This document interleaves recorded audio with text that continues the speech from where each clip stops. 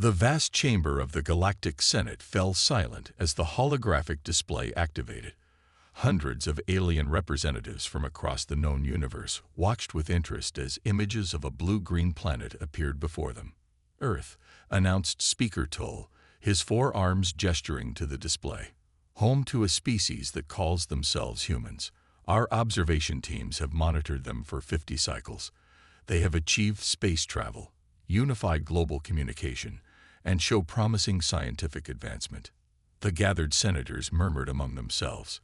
Earth represented a potential new member of their peaceful alliance. I propose we initiate first contact, continued Tull. They appear ready to join our community of worlds. The vote was swift and unanimous. Contact would be made. 3 days later, massive ships appeared in Earth's skies above major cities. Unlike the chaos depicted in human fiction, the actual first contact proceeded with remarkable calm. World leaders gathered at the United Nations headquarters in New York as the Senate delegation landed. Speaker Tull led the 12-member contact team. Their varied forms, some insectoid, others reptilian, a few almost humanoid, caused a stir among the human security forces. But the aliens came bearing gifts of knowledge and technology, extending hands, or tentacles, or paws, in friendship. We welcome Earth to join our galactic community, Tull announced through a translation device. For 10,000 years, the Senate has maintained peace and prosperity across dozens of star systems. We believe your species could benefit from our alliance. President Martinez of the Global Coalition stepped forward. On behalf of humanity, we are honored by your invitation. The proceedings were broadcast worldwide. Humans everywhere celebrated. Their long-held questions about life beyond Earth finally answered. Stock markets soared, religious leaders issued statements of unity, and children gazed skyward with new dreams. Behind closed doors, the Senate representatives explained their proposal. Earth would enter a 50-year probationary period before full membership. During this time, human representatives would live on Senate Station Alpha to learn galactic law, customs, and history. We also request a military liaison, added Tull. Though the Senate has known peace for millennia, we maintain defensive capabilities. We wish to understand your protective forces. The world's military powers convened an emergency meeting. After heated debate, they selected Captain James Walker of the United Nations Peacekeeping Force. At 42, Walker had served in conflicts across Earth and commanded respect from military leaders worldwide. Walker received the news in his apartment overlooking the Hudson River. The decorated captain stood silently by his window, watching the alien ships hover above the city. "Why me?" he asked the military officials who delivered his new orders. "You understand combat, but prefer peace," replied General Kimura. "You speak 7 languages and adapt quickly to unfamiliar situations. Most importantly, you see the big picture." 1 week later, Walker boarded the Senate transport vessel. He carried little, some clothes, books, and a small wooden box containing soil from his childhood home. As Earth shrank below him, he felt both excitement and unease. Captain Walker greeted Tull as he entered the ship's main chamber. "We have much to show you." "I'm eager to learn," Walker replied, masking his inner thoughts. The ship accelerated beyond Earth's orbit, engaging its faster-than-light drive. In a flash of blue light, they departed the solar system, humanity's first citizen venturing into the galactic community. Neither Walker nor the Senate representatives could have predicted how quickly their peaceful exchange would unravel, or how the Senate would come to fear the very species they had just welcomed. 3 months into Walker's stay at Senate Station Alpha, the emergency alarms blared through every corridor. Red lights flashed as senators and staff hurried to the main chamber. Walker followed the crowd, noting how unpracticed they seemed during the emergency. No one moved with urgency or purpose. Speaker Tull stood at the center platform, his normally calm demeanor replaced with visible distress. "We have received an urgent transmission from Colony Epsilon," Tull announced as the chamber quieted. "They are under attack by ships belonging to the Ravagers." The holographic display activated, showing a small agricultural world. Several dark ships hovered over its main settlement. Explosions dotted the surface. "Who are the Ravagers?" Walker asked Senator Krell, who sat beside him. "A non-Senate species from the outer systems," Krell explained, his skin pulsing with anxious orange patterns. "They raid occasionally for resources, but never so boldly." The Senate watched in horror as the attack continued.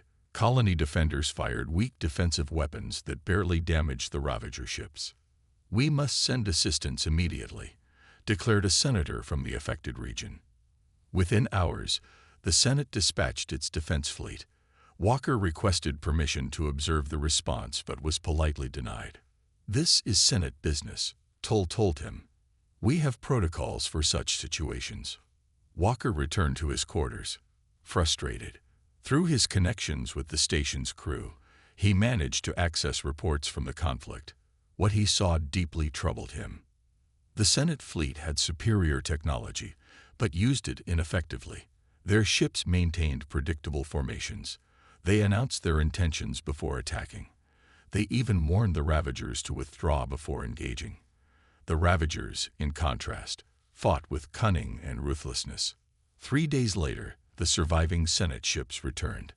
They had driven off the Ravagers, but at heavy cost. Nearly 40% of their vessels were destroyed or heavily damaged. Walker requested a meeting with the Defense Council. 5 senior senators received him in a private chamber. "Your tactics were predictable," Walker stated bluntly. "The Ravagers exploited your formations and your hesitation. We followed standard peacekeeping protocols," argued Council Leader Vin, a gaunt being with silvery skin. "We always offer the chance for enemies to withdraw." "That works with reasonable opponents," Walker countered. "These Ravagers clearly aren't reasonable. They used your predictability against you." Walker displayed tactical simulations he had created, showing alternative approaches. The council members watched with growing discomfort. "These maneuvers are aggressive," noted Vin. "You suggest attacking without warning." "In certain situations, yes," Walker confirmed. "Sometimes overwhelming force saves lives on both sides by ending conflicts quickly." The council thanked Walker for his input, but made no commitments to change their approach. He left the meeting certain his advice would be ignored. Over the next month, Ravager attacks increased. 3 more colonies suffered raids, each more devastating than the last. The Senate's responses followed the same ineffective patterns. In the main cafeteria, Walker overheard station personnel discussing the situation. "They've never faced an enemy like this," said one worker. "The Senate hasn't fought a real war in thousands of years." "Maybe the human could help," suggested another. "Their species seems to understand fighting." Walker found himself increasingly isolated. Some senators avoided him entirely. Others studied him with newfound interest, as if suddenly recognizing the predator in their midst. During a private dinner, Senator Krell admitted the truth. "The council fears your suggestions because they recognize their effectiveness. The tactics you propose go against everything the Senate believes about conflict resolution." "But they would work," Walker insisted. "Yes," Krell agreed, his skin darkening to a solemn blue. "And that is precisely what frightens them." As reports arrived of yet another colony under attack, Walker realized the Senate faced a critical choice: maintain their peaceful ideals and continue to suffer losses, or embrace humanity's darker knowledge of warfare. Either way, the consequences would reshape the galactic community forever. The diplomatic quarter of Senate Station Alpha buzzed with activity. Human ambassadors had finally arrived to begin formal negotiations for Earth's probationary membership. Walker stood at attention in his dress uniform, watching as 20 human representatives were welcomed with elaborate ceremony. Ambassador Chen, the lead human diplomat, delivered a gracious speech about cooperation and mutual advancement. The Senate representatives applauded politely. For a moment, the ongoing Ravager crisis seemed forgotten in the glow of new friendship. That night, Walker showed the human delegation to their quarters in the diplomatic wing. Unlike his military-style room, their accommodations featured large windows overlooking the swirling nebula outside the station. "Quite a view," remarked Ambassador Chen, gazing out at the stars. "Have you made progress with the Senate's military council?" Walker shook his head. "They listen, but they don't understand. They've been at peace too long." A warning klaxon cut through their conversation. Walker recognized the sound immediately, not the general alarm, but the proximity alert for unauthorized vessels. The station's communication system activated. "Attention all residents. Unknown ships approaching. This is not a drill. Please proceed to designated safety areas." Walker's military comm unit buzzed. "Captain Walker, report to Defense Control immediately." "Stay here," he ordered the ambassadors. "Lock the doors." Walker sprinted through corridors already filling with confused aliens. In Defense Control, chaos reigned. Senate security officers moved without purpose, checking screens and repeating the same information to each other.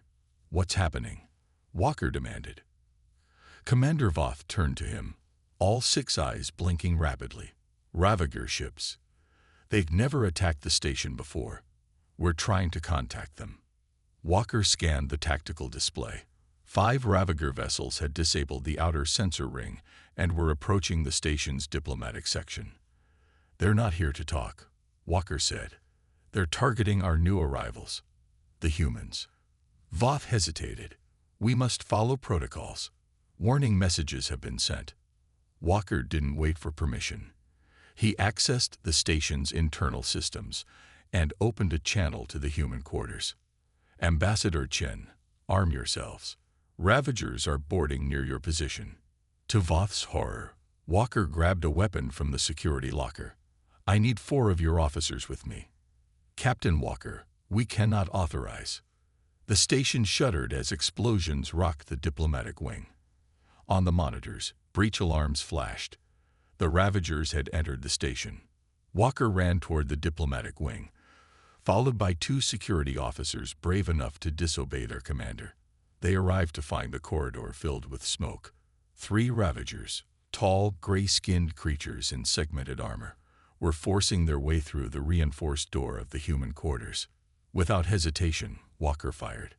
His shot struck the lead Ravager in the joint between armor plates. The creature howled and turned, revealing rows of sharp teeth. The Senate security officers froze at the sight. Ambassador Chen's voice came through Walker's comm. "We've barricaded the main door, but they're breaking through the service entrance." Walker ducked as Ravager weapons fire scorched the wall behind him. He rolled to new cover, firing with precision rather than panic. 1 Ravager fell, then another. The 3rd charged him directly. Walker stood his ground, waited until the last moment, then sidestepped. As the Ravager's momentum carried it past, Walker struck with his weapon's reinforced stock. The creature crashed into the wall. More Ravagers poured from a second breach. Walker accessed the emergency controls and sealed a fire barrier, cutting off half their forces. Then he led his small team toward the ambassador's quarters. Inside, they found the human diplomats had created defensive positions using furniture. 3 Ravagers lay dead. Ambassador Chen held an improvised weapon fashioned from a broken table leg. "They came through there." Chen pointed to a service entrance. "More are coming." Walker organized the humans rapidly. Some would protect the injured. Others formed a defensive perimeter. His military training took over, and the diplomats, who had all received basic combat training as part of Earth's preparation, responded instantly to his commands. Senate Station Alpha appeared before them as the transport ship exited from faster-than-light travel. Walker pressed his hand against the viewport, unable to hide his amazement. The station resembled a massive wheel with spokes extending from a central hub, each section glowing with different colored lights. Hundreds of ships moved around it like bees around a hive. "Impressive, isn't it?" asked Tull, standing beside him. "Over 30 species call this station home. Some live here permanently, others visit as representatives." The ship docked with a gentle bump. Walker gathered his few belongings and followed Tull through the airlock. The gravity felt slightly lighter than Earth's, making his steps bouncy and awkward. "You'll adjust soon," Tull assured him. The main concourse bustled with alien life. Walker tried not to stare, but the diversity overwhelmed him. Tall, willowy beings with translucent skin floated rather than walked. Small, furry creatures with 6 legs scurried between the larger aliens. One species appeared to be made entirely of crystalline structures that chimed softly as they moved. "Your quarters are in the human adaptation zone," explained Tull. "We've adjusted the atmosphere, gravity, and lighting to Earth standards." Walker nodded, though he felt disappointed. He wanted to experience everything, not hide in an Earth-like bubble. That evening, Walker attended his first Senate session. The chamber curved in a perfect half-circle, with hundreds of seats arranged in rising tiers. Each species had its own section, modified for their physical needs. Speaker Tull introduced Walker to the gathered Senate. Many senators nodded respectfully, though Walker noticed a few seemed to study him with unusual intensity. After the session, an elderly senator approached him. Senator Krell resembled a giant tortoise with bright purple eyes and skin that shifted colors as he spoke. "Join me for dinner, Captain," Krell offered. "I study your species for years." In Krell's private dining room, Walker sampled strange but delicious foods while listening to the senator's insights. "The Senate has existed for over 12,000 years," Krell explained. "Most member species evolved toward cooperation rather than competition. Conflict is rare among us." "No wars?" Walker asked, finding this hard to believe. "The last major conflict ended 4,000 years ago," Krell replied. "Most disagreements are settled through negotiation. Our natural tendencies lean toward harmony. And humans, how do we compare?" Krell's skin flickered with blue patterns. Walker would later learn this indicated concern. "Your species is unusual. Your history contains almost constant warfare. Even during periods of relative peace, you train for combat. It's fascinating." Over the next few weeks, Walker explored the station and met representatives from dozens of worlds. He attended cultural exchanges, diplomatic functions, and technical briefings. Everywhere he went, he noticed the same thing. These species truly didn't understand conflict as humans did. In the station's historical archive, Walker studied Senate records. The alien cultures had evolved with minimal predators on their homeworlds. Few had experienced the harsh evolutionary pressures that shaped human development. During a military exchange, Walker demonstrated basic human combat techniques to a group of Senate security officials. Their reactions ranged from confusion to horror. "Why would you strike with such force?" asked the chief security officer, a tall being named Voth. "Your techniques seem designed to maximize damage." "Because in a real fight, that's how you survive," Walker answered honestly. Voth's 6 eyes blinked rapidly. "But surely negotiation is preferable." "Not always possible," Walker said. That night, Walker couldn't sleep. He stood at his window, watching the stars. He was beginning to understand that humans weren't just another species joining the Senate. They were fundamentally different in ways that might prove problematic. What the Senate saw as humanity's violent nature, Walker knew as survival instinct, a drive that had kept his species alive through countless challenges. But would the peaceful Senate ever understand this? Or would they only see the danger? The emergency medical bay buzzed with activity. Doctors from 6 different species tended to the wounded, both human and Senate security personnel. Walker sat on an examination table while a medical officer treated a deep cut across his forearm. "You fought effectively," the doctor commented, applying a healing gel that immediately numbed the pain. "We did what was necessary," Walker replied. Through the glass partition, he could see Ambassador Chen arguing with Speaker Tull and several other Senate officials. Their body language told him everything.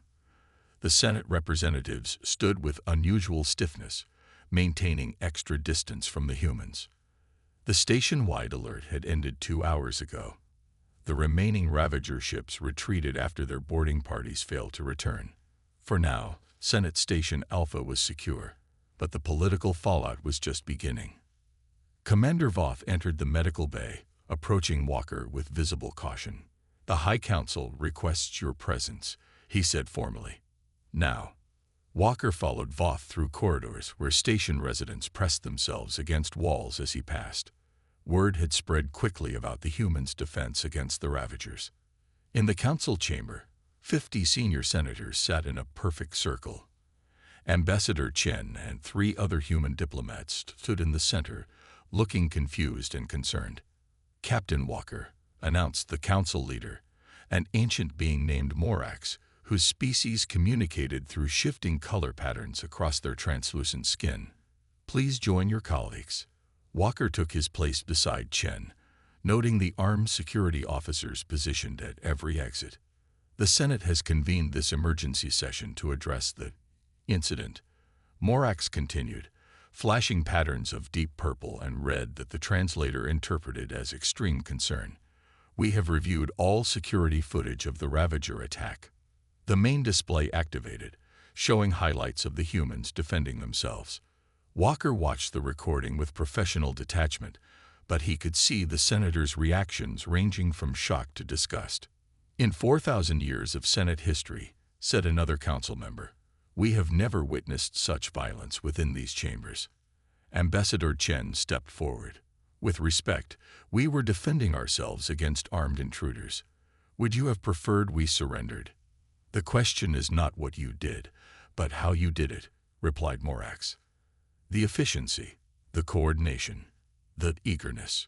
Eagerness. Walker couldn't remain silent. "We were fighting for our lives." "That is precisely our concern," said Morax.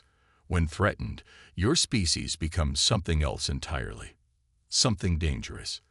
The council displayed more footage, close-ups of human faces during combat.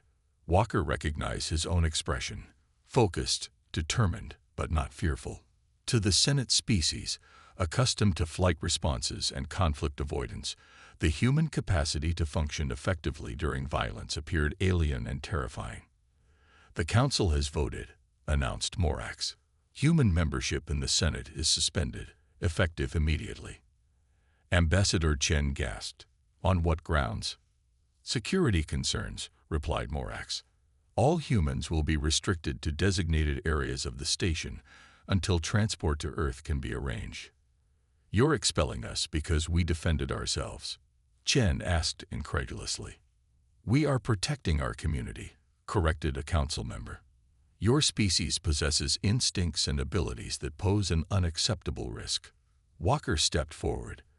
"The Ravagers are still out there.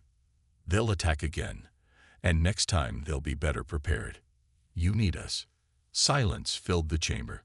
Finally, Morax's skin shifted to a pattern Walker had never seen before, bands of white against deep blue. "Perhaps we do," admitted Morax, "but the danger you represent cannot be ignored. The Senate was founded on principles of peace and cooperation. Your natural instincts run counter to everything we believe." As Walker and the human delegation were escorted to their restricted quarters, Senator Krull approached them briefly. "Not everyone agrees with the Council's decision," he whispered. "Some of us recognize that the galaxy is changing. The peace we've known may require defenders." "Will they listen?" Walker asked. Krull's skin darkened. "They might, after the Ravagers strike again." The humans were led away, now viewed not as allies, but as weapons too dangerous to wield. 2 weeks passed in forced isolation.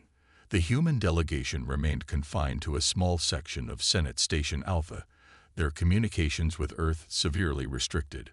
Walker paced his quarters like a caged animal, reviewing reports of Ravager attacks that grew bolder each day. A soft chime announced a visitor. The door slid open to reveal Senator Krull, his skin pulsing with nervous green patterns. "Captain Walker, I come unofficially," Krull said, glancing down the empty corridor. "The situation has worsened." Krull activated a small projector showing tactical displays of Senate space. Red markers indicated Ravager activity spreading across formerly peaceful sectors. 3 more colonies attacked in the past week," Krull explained. "The Ravagers have adapted to our defense strategies. They now target our ships' predictable formations." Walker studied the display, noting the classic signs of an enemy growing more confident. They're testing your responses, finding patterns in your tactics. The Defense Council is paralyzed by indecision, Krell admitted. Our casualties mount while they debate. Why are you telling me this? Walker asked, though he already suspected the answer. A group of senators believes we need alternative approaches. Krell's skin flickered with anxiety. We wish to bring humans into this conflict, unofficially. That evening, Walker and Ambassador Chen met secretly with 12 senators in an unused maintenance section. The senators represented colonies either already attacked or directly in the Ravagers' path.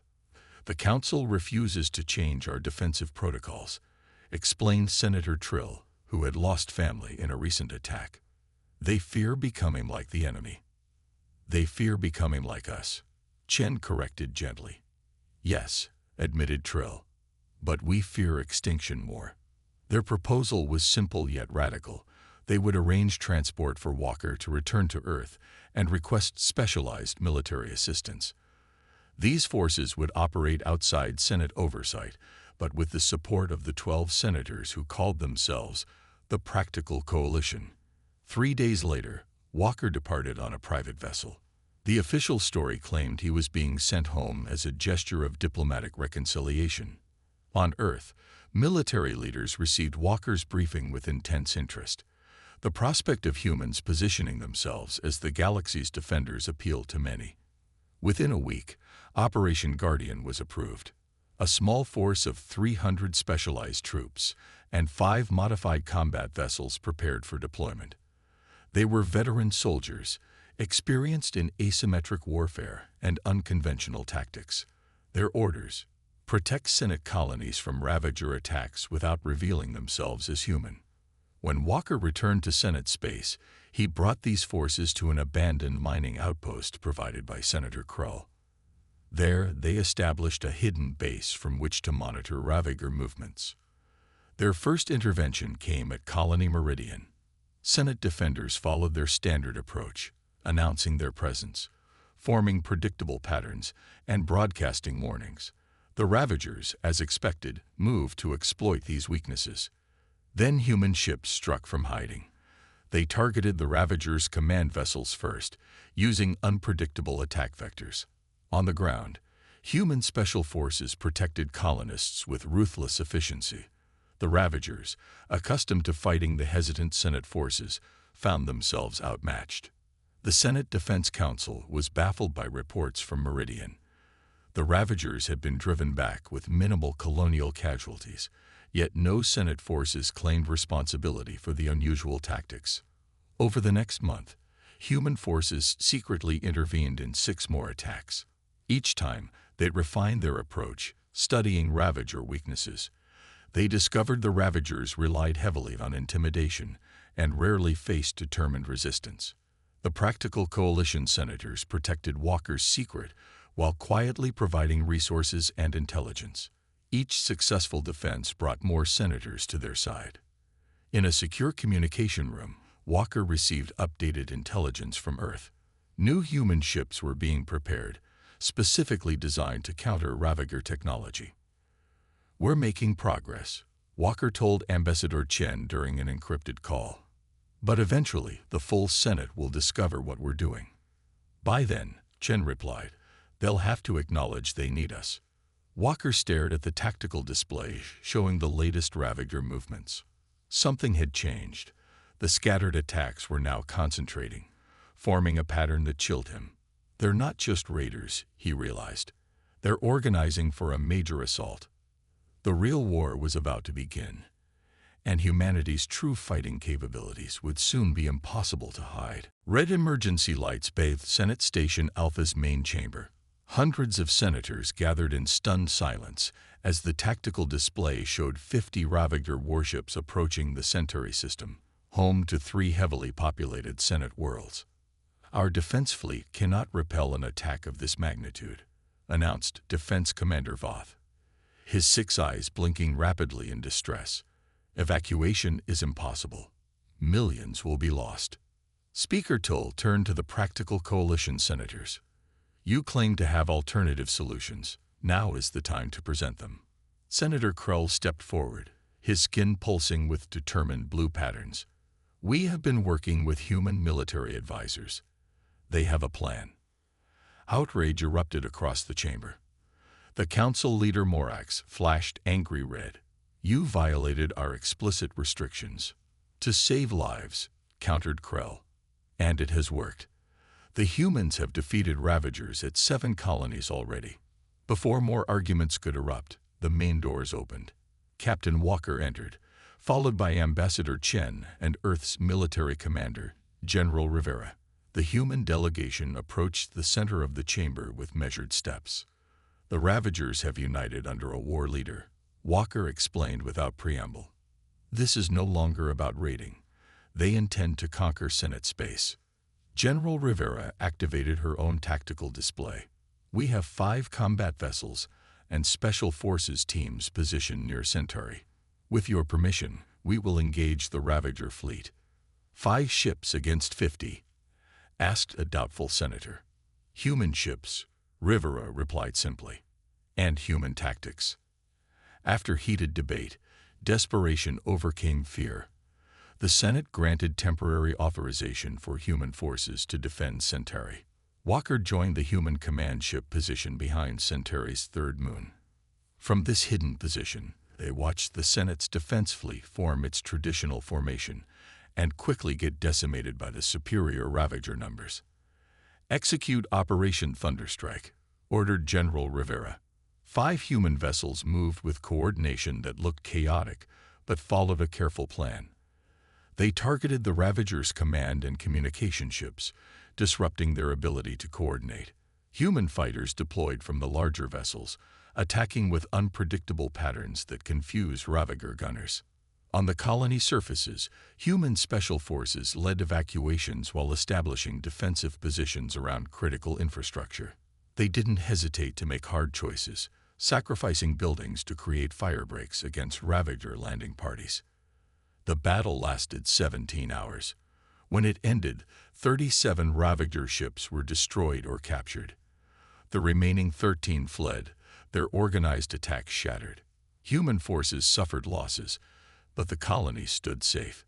In the Senate chamber, the mood was complex.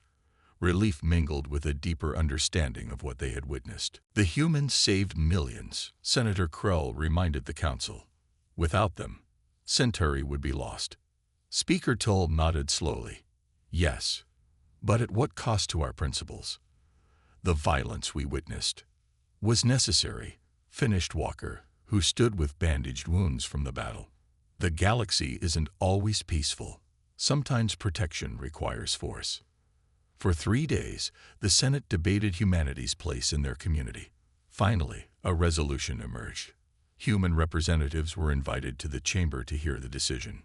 The Senate recognizes that peaceful cooperation alone cannot protect our civilization, announced Speaker Tull.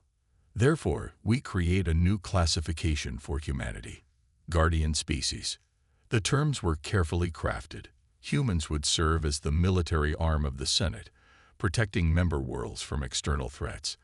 However, strict oversight would ensure human forces operated within ethical boundaries set by the Senate. Most importantly, humans would be full members of the galactic community, but with special restrictions and responsibilities that acknowledge their unique nature. Walker stood on an observation deck later, watching ships come and go from the station. Ambassador Chen joined him. Not quite the welcome we expected, Chen remarked. But perhaps the role we're best suited for, Walker replied. They need what we can do, even if it frightens them. The first human military training center opened on Senate Station Beta 3 months later. Senate security forces lined up nervously to learn from their new protectors. Walker, now appointed as chief military liaison, addressed the mixed group. You fear what we are, he told them honestly. You should. But remember, that fear is now what protects you. Across Senate space, humans found their place, respected, feared, but ultimately necessary. The species that had almost been banned had become the foundation of a new galactic security. The Senate had watched humanity fight once and recognized not just the danger, but the promise of a guardian willing to stand between civilization and chaos.